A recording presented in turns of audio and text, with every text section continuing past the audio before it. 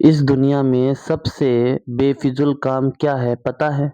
उस इंसान के बारे में सोचना जो हमारे बारे में बिल्कुल भी नहीं सोचता है। इसे हम इमोशनल वीकनेस कहते हैं।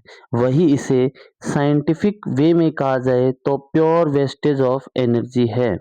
गुलाम स्लो कहता है कि फ़ोर्स तभी लगता है जब दोनों के बीच में 2 लोगों के बीच में क्या होता है? चार्ज होता है। अगर उनमें से कोई भी एक अनचार्ज या न्यूट्रल हो जाता है, फिर आप चाहे कितना भी इमोशनल चार्ज लगा लो, वहाँ पे आउटपुट हमेशा ज़ीरो ही मिलेगा और उस ज़ीरो रिस्पॉन्स के बावजूद हम उसके पीछे इतना भागते हैं कि जॉन एलिया साहब क्या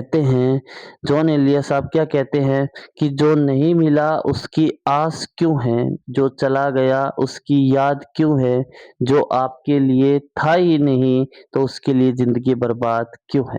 गुलाम स्लो का एक हिस्सा डिस्टेंस के बारे में भी बात करता है। फिजिक्स कहता है जैसे-जैसे 2 लोगों के बीच में डिस्टेंस बढ़ने लगती है, वहाँ अट्रैक्शन फोर्स ड्रॉप होने लग जाता है। वहाँ अट्रैक्शन फोर्स क्या होने लगता है?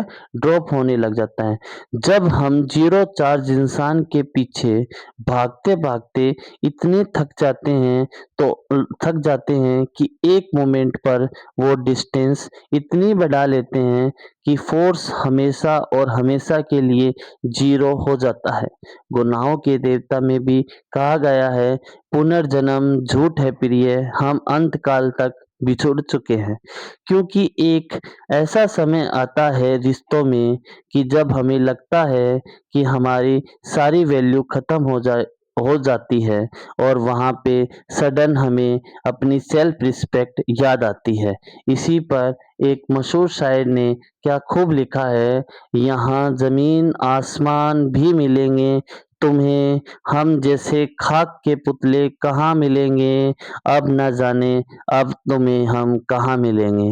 इसी पर बशीर साहब कहते हैं, यहाँ से तेरे मेरे रास्ते बदलते हैं, अब हम नहीं मिलेंगे, हमेशा-हमेशा के लिए जुदा हो चुके हैं और अगर हम कभी मिल भी गए तो अपने बीच की दूरियां इतनी बढ़ चुकी है कि वहाँ अट्रैक्शन फोर्स हमेशा और हमेशा के लिए कितना हो गया है?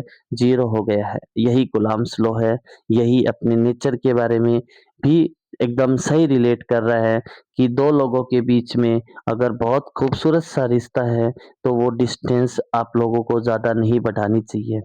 और मैं मेरे नीट वाले बच्चों और जेईई वाले बच्चों को तो यही कहूँगा कि इस दुनिया में सबसे बेहतरीन चीज़ या सबसे बेहतरीन दवा ज़िम्मेदारियों की दवा होती है।